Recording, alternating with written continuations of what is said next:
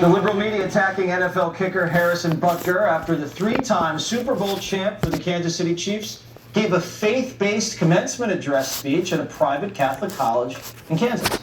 Some of you may go on to lead successful careers in the world, but I would venture to guess that the majority of you are most excited about your marriage and the children you will bring into this world. I'm on this stage today and able to be the man I am because I have a wife who leans into her vocation. But it cannot be overstated that all of my success is made possible because a girl I met in band class back in middle school would convert to the faith, become my wife, and embrace one of the most important titles of all, homemaker. Butker's defense of faith setting off a media firestorm, even his own league's involved. The NFL distancing themselves from the star kicker, with its diversity and inclusion chief officer saying Harrison was speaking in his personal capacity. Headlines trashing Butker as a jerk, a bigot, racist, sexist, and homophobic. Who's your terrorist? Don't speak for us. I think that's kind of thing. Stop speaking for women out there. If somebody gets up and says that sort of thing to somebody like yourself or your daughter, it's just outrageous. So I think he has mother issues. He probably was left alone because she was busy with her career. He's angry. It's unbelievable what Butker was saying in this speech, saying that women might be better off staying at home instead of pursuing careers. It's 2024. Yeah, I mean, that's insane. But their outrage just made Butker's star burn brighter. Sales of Harrison's jersey are skyrocketing.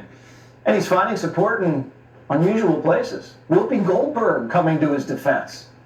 These are his beliefs, and he's welcome to them. I don't have to believe them. Right. I don't have to accept them. All right, Judge Sheen, what is so controversial about saying, women have a great career, but you know what? You're probably also looking to fully in love and having kids too. Absolutely nothing. I mean, the amazing part of this speech is that it's at a private Catholic college, okay?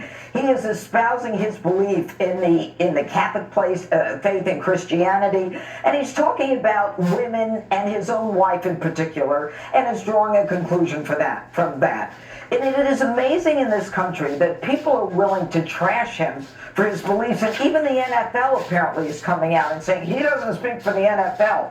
Well, when Colin Kaepernick was trashing cops as pigs and trashing the American flag, the NFL didn't come out and say he doesn't speak for the NFL. The NFL has never come out and said, we're sorry, we have 117 NFL players who've been arrested for domestic violence, 7 who've been indicted for homicide charges, and not even counting burglary, drug possession, and all this other stuff. Now they want to take him down because he says something that is innocuous. If you don't like it, don't listen to it.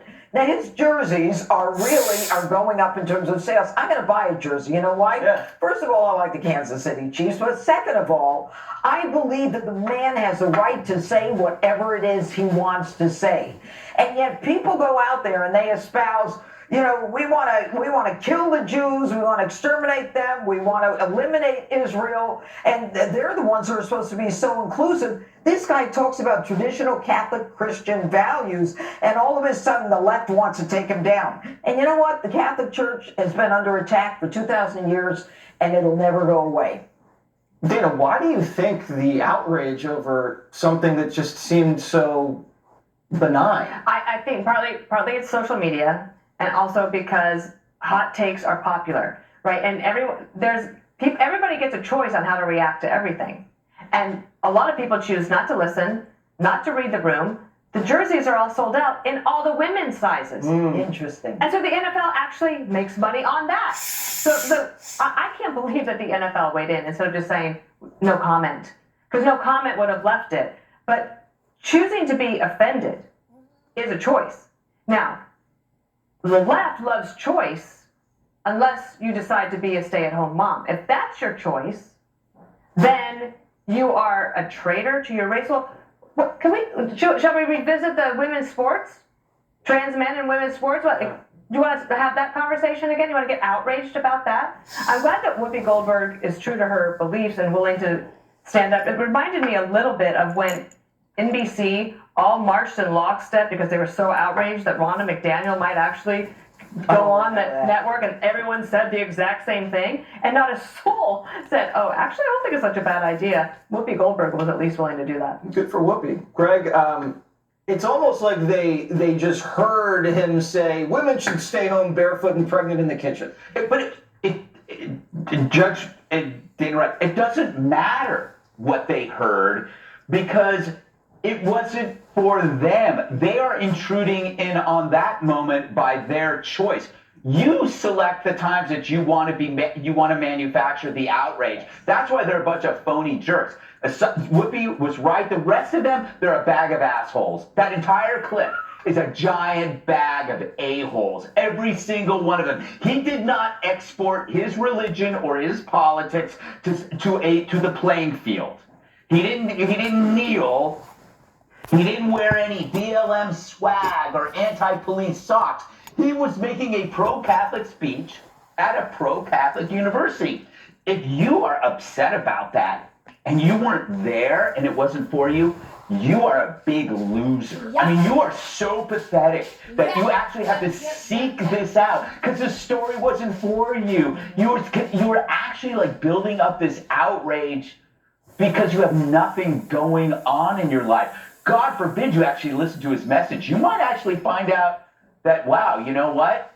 Maybe he's got a point. None of these people, I bet, few of these people were upset, over the Chiefs drafting a man who choked his pregnant girlfriend, right? I bet that didn't kind of play, that wasn't on their, X timeline, but here they are.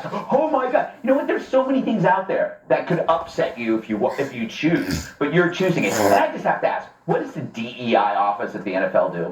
What do you actually do? This. Diversity. What do you do? Do you actually look at the team and go like, we need a black quarterback, we need a white linebacker? What do you actually do? I thought that the NFL is based on like who's the best athlete. That has nothing to do with DEI.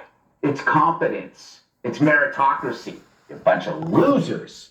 And Harold Ford Jr. So I share the view, I share Whoopi Goldberg's view about this. I think everyone has the right to say, I think everybody around the table has echoed, everyone has the right to say what they want. He's so right agree with them or not is a different thing. I think that the most important thing is that women now have options to do whatever they want to do in life.